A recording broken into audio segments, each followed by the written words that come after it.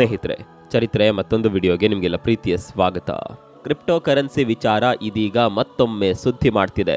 Reserve bank of India ನೀಡಿರುವ ಹೇಳಿಕೆ crypto ಕರೆನ್ಸಿಗಳ ವಿಷಯವನ್ನ ಮುನ್ನೆಲೆಗೆ ತಂದಿದೆ.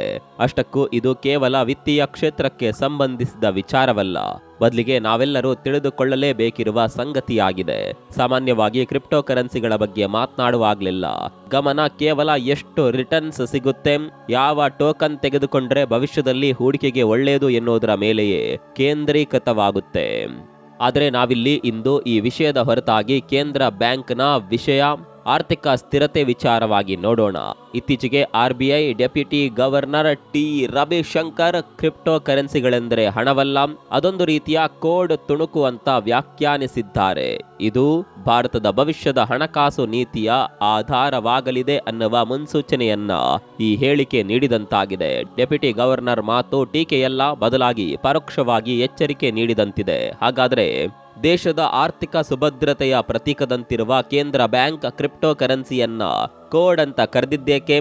ಇದರ ಹಿಂದಿರುವ ಆಳವಾದ ಅರ್ಥಶಾಸ್ತ್ರ ಹಾಗೂ ಭೌಗೋಳಿಕ ರಾಜಕೀಯದ ಸ್ಟ್ರಾಟಜಿ ಏನು? ಇದೆಲ್ಲವನ್ನ ಇಂದಿನ ಈ ವಿಡಿಯೋದಲ್ಲಿ ಸ್ಥೂಲವಾಗಿ ನೋಡೋಣ.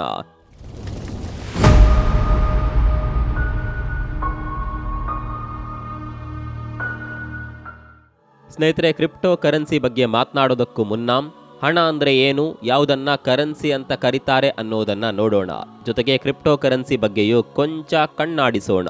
ಅರ್ಥಶಾಸ್ತ್ರದ ದೃಷ್ಟಿಯಲ್ಲಿ ಹಣ ಅಥವಾ ಕರೆನ್ಸಿ ಅಂದ್ರೆ ಕೇವಲ ವಹಿವಾಟಿನ ವಿಷಯವಲ್ಲ, ಕೊಡುಕೊಳ್ಳುವಿಕೆಯ ವಿಚಾರವೂ ಅಲ್ಲ. ಅದೊಂದು ಸಾಮಾಜಿಕ ಒಪ್ಪಂದ, ವಸ್ತು ವಿನಿಮಯ ಪದ್ಧತಿಯ ಮುಂದುವರಿದ ಭಾಗವೇ ಈ ಹಣ. ಇಲ್ಲಿ ಒಬ್ಬ ವ್ಯಕ್ತಿ ತಾನು ಪಡೆದುಕೊಂಡಿದ್ದಕ್ಕೆ ವಾಗ್ದಾನದ ರೂಪದಲ್ಲಿ ನೀಡುವುದೇ ಕರೆನ್ಸಿ ಆಗಿದೆ. RBI ಹಣಕ್ಕೆ 3 ಪ್ರಮುಖ ಆಧಾರ ಸ್ತಂಭಗಳನ್ನು ಉಲ್ಲೇಖಿಸುತ್ತದೆ.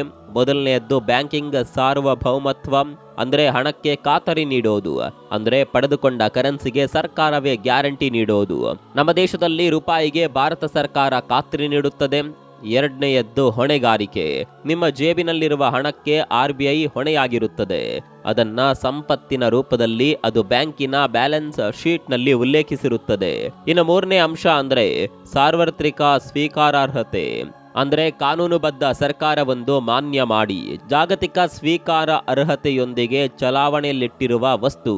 ಈ 3 ಅಂಶಗಳನ್ನ ಒಳಗೊಂಡ ವಸ್ತುವಿಗೆ ಕರೆನ್ಸಿ ಅಥವಾ ಹಣ ಅಂತ ಕರೆಯುತ್ತಾರೆ. ಇನ್ನು ಕ್ರಿಪ್ಟೋ ಕರೆನ್ಸಿ ಅಂದ್ರೆ ಅದೊಂದು ಡಿಜಿಟಲ್ ಕರೆನ್ಸಿ. ಇದು ಬ್ಯಾಂಕಿಂಗ್ ವ್ಯವಸ್ಥೆಗಳಿಲ್ಲದೆ ಬ್ಲಾಕ್ ಚೈನ್ ಎಂಬ ವಿಕೇಂದ್ರಿತ ತಂತ್ರಜ್ಞಾನದ ಮೂಲಕ ಕಾರ್ಯನಿರ್ವಹಿಸುತ್ತದೆ. ವಹಿವಾಟುಗಳನ್ನ ಸುರಕ್ಷಿತಗೊಳಿಸಲು ಗೂಢಲಿಪೀಕರಣ ಬಳಸುತ್ತದೆ. ಇದು ಡಿಜಿಟಲ್ ರೂಪದಲ್ಲಿ ಮಾತ್ರ ಲಭ್ಯವಿದ್ದು ಆನ್ಲೈನ್ ಪಾವತಿಗಳು, ಹೂಡಿಕೆ ಮತ್ತು ಆಸ್ತಿಗಳನ್ನು ವರ್ಗಾಯಿಸಲು ಬಳಸಲಾಗುತ್ತೆ. ಸ್ನೇಹಿತರೆ, ಕ್ರಿಪ್ಟೋ ಕರೆನ್ಸಿಗಳನ್ನ ಹಣದ ರೂಪದ ದೃಷ್ಟಿಕೋನದಿಂದ ನೋಡಿದಾಗ ಅವುಗಳ ಅರ್ಥ ಶೂನ್ಯವಾಗಿದೆ. ಕಾರಣ ಅವುಗಳನ್ನ ಯಾರು ಜಾರಿಗೆ ತರುತ್ತಾರೆ ಅನ್ನೋದು ತಿಳಿಯೋದಿಲ್ಲ, ಅವುಗಳಿಗೆ ಅಂತರ್ಗತ ಮೌಲ್ಯವಿಲ್ಲ. ಇದೆಲ್ಲದಕ್ಕಿಂತ ಮುಖ್ಯವಾಗಿ ಕ್ರಿಪ್ಟೋ ಕರೆನ್ಸಿಗೆ ಯಾರ ಖಾತ್ರಿಯೂ ಇರೋದಿಲ್ಲ, ಅಂದ್ರೆ ಹೊಣೆಗಾರಿಕೆ ಇರೋದಿಲ್ಲ. ಹೀಗಾಗಿಯೇ RBI ಈ ಕ್ರಿಪ್ಟೋ ಕರೆನ್ಸಿಗಳನ್ನ ಹಣವೆಂದು ಮಾನ್ಯ ಮಾಡೋದಿಲ್ಲ, ಅವುಗಳನ್ನ ಕೇವಲ ಜಸ್ಟ್ ಕೋಡ್ ಅಂತ ಉಲ್ಲೇಖಿಸುತ್ತದೆ. ಅಸಲಿಗೆ ಕೋಡ್ಗಳು ಕೇವಲ ಲಾಜಿಕ್ ಮೇಲೆ ಚಲಾವಣೆಯಲ್ಲಿದ್ರೆ, ಕರೆನ್ಸಿಗಳು ಪರಸ್ಪರ ವಿಶ್ವಾಸ, ನಂಬಿಕೆಯ ಮೇಲೆ ಚಲಾವಣೆಯಲ್ಲಿರುತ್ತವೆ ಅನ್ನೋದು RBIನ ನಿಲುವಾಗಿದೆ. ಸಂಕಷ್ಟದ ಸಮಯದಲ್ಲಿ ಹಣವನ್ನ ಕಾಪಾಡೋದು ಕಾನೂನುಬದ್ಧ ಖಾತರಿಯೇ ಹೊರತು ಅಂಕಿ ಸಂಖ್ಯೆಗಳ ಆಟವಲ್ಲ ಅಂತ ಕೇಂದ್ರ ಬ್ಯಾಂಕ್ ಹೇಳುತ್ತದೆ. ಹಾಗಾದರೆ ಮೌಲ್ಯವೇ ಇಲ್ಲದ ಶೂನ್ಯ ಖಾತರಿ ಹೊಂದಿರುವ ಈ ಕ್ರಿಪ್ಟೋ ಕರೆನ್ಸಿಗಳನ್ನ ಜನ ಖರೀದಿಸ್ತಾ ಇರೋದು ಯಾಕೆ ಅನ್ನುವ ಪ್ರಶ್ನೆ ಸಹಜ. ಅದೇ ಈಗಿರುವ ದೊಡ್ಡ ಸವಾಲಾಗಿದೆ. RBI ಗ್ರಾಹಕರ ಈ ಮನಸ್ಥಿತಿಯನ್ನ ಊಹಾತ್ಮಕ ಉನ್ಮಾದ ಅಂತ ಕರೆಯುತ್ತೆ. ಕ್ರಿಪ್ಟೋ ಕರೆನ್ಸಿಗಳ ಮೌಲ್ಯ ಆರ್ಥಿಕ ಚೌಕಟ್ಟಿನಲ್ಲಿ ಇಲ್ಲ, ಅದು ಗ್ರೇಟರ್ ಪೂಲ್ ಅನ್ನುವ ಸಿದ್ಧಾಂತದಲ್ಲಿದೆ ಅಂತ RBI ಹೇಳುತ್ತದೆ. ಒಬ್ಬ ವ್ಯಕ್ತಿ ಕ್ರಿಪ್ಟೋ ಕರೆನ್ಸಿಗಳನ್ನ ಊಹಾತ್ಮಕ ಆಧಾರದಲ್ಲಿಯೇ ಖರೀದಿಸುತ್ತಾನೆ. ನಾಳೆ ತನ್ನ ಕ್ರಿಪ್ಟೋ ಕರೆನ್ಸಿಗಳನ್ನ ಹೆಚ್ಚಿನ ಬೆಲೆಗೆ ಮತ್ತೊಬ್ಬ ಕೊಂಡುಕೊಳ್ತಾನೆ ಅನ್ನುವ ಭ್ರಮೆ ಆತನಿಗೆ ಆವರಿಸುತ್ತದೆ. ಹೀಗಾಗಿ ಆತ ಕ್ರಿಪ್ಟೋ ಕರೆನ್ಸಿಗಳನ್ನ ಖರೀದಿಸ್ತಾನೆ. ಕೇಂದ್ರ ಬ್ಯಾಂಕ್ ಈ ವಿಚಾರದಲ್ಲಿ ಹೆಚ್ಚು ಕಳವಳಕ್ಕೆ ಒಳಗಾಗಿರೋದ್ರ ಹಿಂದೆ ಕಾರಣವೂ ಇದೆ. ಒಂದು ವೇಳೆ ಜನರು ಈ ಅತಿರಂಜಿತ ಗಾಳಿ ಬಲೂನ್ನಂತಹ ಈ ಕ್ರಿಪ್ಟೋ ಕರೆನ್ಸಿಗಳನ್ನ ಖರೀದಿಸಿದಾಗ ಒಂದೊಮ್ಮೆ ಅವು ದಿವಾಳಿ ಆದ್ರೆ ಇಲ್ಲಿ ಕೇವಲ ವ್ಯಕ್ತಿಗೆ ಹೂಡಿಕೆದಾರರಿಗೆ ಹಾನಿಯಾಗೋದಿಲ್ಲ, ಬದಲಾಗಿ ಇಡೀ ದೇಶದ ಆರ್ಥಿಕ ವ್ಯವಸ್ಥೆಗೆ ಹಾನಿಯಾಗುತ್ತದೆ. ಒಟ್ಟಾರೆಯಾಗಿ ವಿತ್ತೀಯ ವ್ಯವಸ್ಥೆ ಹದಗೆಡುತ್ತದೆ. ನಕಲಿ ನೋಟುಗಳು ಹೇಗೆ ಅರ್ಥವ್ಯವಸ್ಥೆಯನ್ನ ಅಲುಗಾಡಿಸಿದ್ದವೋ ಅದೇ ರೀತಿ ಈ ಕ್ರಿಪ್ಟೋ ಕರೆನ್ಸಿಗಳು ರಾಷ್ಟ್ರದ ಹಣಕಾಸು ವ್ಯವಸ್ಥೆಯನ್ನೇ ಬುಡಮೇಲು ಮಾಡುತ್ತವೆ. ಸ್ನೇಹಿತರೆ, ಇನ್ನು ಕೆಲವರು ಬಿಟ್ ಕಾಯಿನ್ಗಳಲ್ಲದೆ ಸ್ಥಿರ ಕಾಯಿನ್ಗಳನ್ನ ಖರೀದಿಸಲು ಮುಂದಾಗ್ತಾರೆ. ಆದ್ರೆ ಈ ವಿಚಾರದಲ್ಲೂ RBI ತನ್ನ ಎಚ್ಚರಿಕೆ ನೀಡಿದೆ. ಹಾಗೆ ನೋಡಿದ್ರೆ ಬಿಟ್ ಕಾಯಿನ್ಗಳಿಗಿಂತ ಅಮೆರಿಕ ಮೂಲದ ಸ್ಥಿರ ಕಾಯಿನ್ಗಳು ಸ್ಥಿರವಾಗಿ ಏನೋ ಇರ್ತಾವೆ. ಸ್ನೇಹಿತರೆ, ಇನ್ನು ಕೆಲವರು ಬಿಟ್ ಕಾಯಿನ್ಗಳಲ್ಲದೆ ಸ್ಥಿರ ಕಾಯಿನ್ಗಳನ್ನ ಖರೀದಿಸಲು ಮುಂದಾಗ್ತಾರೆ. ಆದ್ರೆ ಈ ವಿಚಾರದಲ್ಲೂ RBI ತನ್ನ ಎಚ್ಚರಿಕೆ ನೀಡಿದೆ. ಹಾಗೆ ನೋಡಿದ್ರೆ ಬಿಟ್ ಕಾಯಿನ್ಗಳಿಗಿಂತ ಅಮೆರಿಕ ಮೂಲದ ಸ್ಥಿರ ಕಾಯಿನ್ಗಳು ಸ್ಥಿರವಾಗಿ ಏನೋ ಇರ್ತಾವೆ. ಆದರೆ ದೇಶದ ಆರ್ಥಿಕ ಪರಿಸ್ಥಿತಿಯ ದೃಷ್ಟಿಯಿಂದ USDT ಅಥವಾ USDC ಅಂತಹ ಸ್ಥಿರ ಕಾಯಿನ್ಗಳ ಖರೀದಿ ಹೆಚ್ಚಾದರೆ ಅದು ಮುಂದೊಂದು ದಿನ ಸಂಕಷ್ಟ ತಂದೊಡ್ಡಬಹುದು ಅನ್ನುವ ಆತಂಕ RBIನದ್ದಾಗಿದೆ. ಜನರು ಹೆಚ್ಚೆಚ್ಚು ಈ ಸ್ಥಿರ ಕಾಯಿನ್ಗಳನ್ನ ಖರೀದಿಸಿದಂತೆಲ್ಲ ಒಂದು ರೀತಿ ಡಾಲರೀಕರಣಕ್ಕೆ ಕಾರಣವಾಗುತ್ತದೆ. ಮೊದಲೇ ಡಾಲರ್ ಎದುರು ರೂಪಾಯಿ ಮೌಲ್ಯ ಸ್ಥಿರವಾಗಿಲ್ಲ. ಹೀಗಿರುವಾಗ ಜನರು ರೂಪಾಯಿ ಬದಲಿಗೆ ಹೆಚ್ಚೆಚ್ಚು ಡಾಲರ್ ರೂಪದ ಈ USDT USDC ಖರೀದಿಸಿದ್ರೆ ಅದರ ನೇರ ಪರಿಣಾಮ ರೂಪಾಯಿ ಮೇಲೆ ಬೀಳುತ್ತದೆ. ಒಂದು ರೀತಿ ವಿತ್ತೀಯ ಸಾರ್ವಭೌಮತ್ವಕ್ಕೆ ಧಕ್ಕೆ ತರುತ್ತದೆ. ಹೀಗಾಗಿ RBI USDT USDC ಅಂತಹ ಸ್ಥಿರ ಕಾಯಿನ್ಗಳ ವಿಷಯದಲ್ಲೂ ತನ್ನ ಕಠಿಣ ನೀತಿಯನ್ನ ತೋರಿಸುತ್ತಿದೆ. ಇದಿಷ್ಟೇ ಅಲ್ಲ, ಇಂತಹ ಕಾಯಿನ್ಗಳ ಖರೀದಿ ದೇಶದ ಹಣದುಬ್ಬರದ ಮೇಲೂ ಪರಿಣಾಮ ಬೀರುತ್ತದೆ. ಜನರು ಡಾಲರ್ ಮೌಲ್ಯದ ಕಾಯಿನ್ಗಳತ್ತ ಮುಖ ಮಾಡಿದ್ರೆ ದೇಶೀಯ ಮಾರುಕಟ್ಟೆಯ ಹಣದುಬ್ಬರವನ್ನ ನಿಯಂತ್ರಿಸಲು ಸಾಧ್ಯವಾಗುವುದಿಲ್ಲ. ಕೇಂದ್ರ ಬ್ಯಾಂಕ್ ಬಡ್ಡಿ ದರ ಅಂದ್ರೆ ರೆಪೋ ದರವನ್ನ ಹೆಚ್ಚಿಸಲಿ ಅಥವಾ ಇಳಿಸಲಿ ಅದರ ಯಾವುದೇ ಪರಿಣಾಮ ಇರೋದಿಲ್ಲ. ಹೀಗಾಗಿ ಹಣದುಬ್ಬರ ಮತ್ತಷ್ಟು ವ್ಯಾಪಕವಾಗುವ ಸಾಧ್ಯತೆ ಇರುತ್ತೆ. ಇನ್ನು ಮೊದಲೇ ಹೇಳಿದ ಹಾಗೆ USDT USDC ಅಂತಹ ನಾಣ್ಯಗಳ ಖರೀದಿ ನಮ್ಮ ವ್ಯವಸ್ಥೆಯನ್ನ ಡಾಲರೀಕರಣದತ್ತ ನೂಕಿದಂತಿದೆ. ಕಾರಣ, ಹೆಚ್ಚೆಚ್ಚು ಈ ಕಾಯಿನ್ಗಳನ್ನ ಖರೀದಿ ಮಾಡಿದ್ರೆ ಅರ್ಥವ್ಯವಸ್ಥೆ ಅಮೆರಿಕ ಕೇಂದ್ರಿತವಾಗುತ್ತಾ ಸಾಗುತ್ತೆ.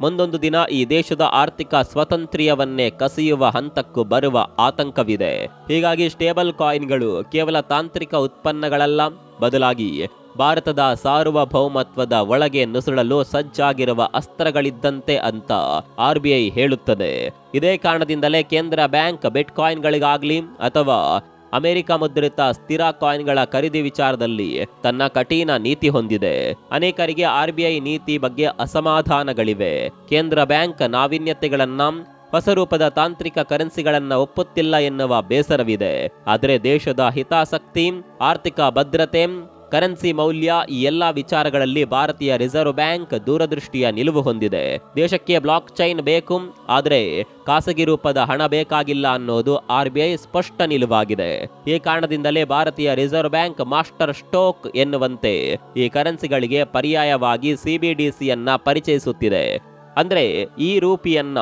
ಮಾರುಕಟ್ಟೆಗೆ ಪರಿಚಯಿಸಲು ಸಜ್ಜಾಗಿದೆ. ಇದು ಕ್ರಿಪ್ಟೋ, ಬಿಟ್ ಕಾಯಿನ್, ಸ್ಥಿರ ಕಾಯಿನ್ಗಳಿಗೆ ಪರ್ಯಾಯವಾಗಿದೆ. ಇದರ ವಿಶೇಷತೆ ಅಂದ್ರೆ ಇದು ಬಿಟ್ ಕಾಯಿನ್ಗಳಂತೆ ವಾರಸುದಾರರಿಲ್ಲದ ಕರೆನ್ಸಿ ಅಲ್ಲ, ಸಂವಿಧಾನಬದ್ಧ ಸರ್ಕಾರದ ಖಾತರಿಯೊಂದಿಗೆ ಇರುವ ಕರೆನ್ಸಿ. ನೋಟುಗಳಿಗೆ ಇರುವ ಮಾನ್ಯತೆಯೇ ಇದಕ್ಕೂ ಇರುತ್ತೆ. ಇದು ಪ್ರೋಗ್ರಾಮೇಬಲ್ ಆಗಿದ್ದು ವೇಗಗತಿಯಲ್ಲಿ ಸಿಗುವಂತಾಗಿದೆ. ಎಲ್ಲದಕ್ಕಿಂತ ಹೆಚ್ಚಾಗಿ ಆರ್ಥಿಕ ಸಾರ್ವಭೌಮತ್ವದ ಖಾತರಿ ಹೊಂದಿದೆ. RBI ತನ್ನ ಡಿಜಿಟಲ್ ಹಣಕ್ಕೆ ಸಂಪೂರ್ಣ ಸುರಕ್ಷತೆಯ ಖಾತರಿ ಹಾಗೂ ಗ್ಯಾರಂಟಿಯನ್ನ ನೀಡಿರೋದಾಗಿ ಹೇಳ್ತಿದೆ.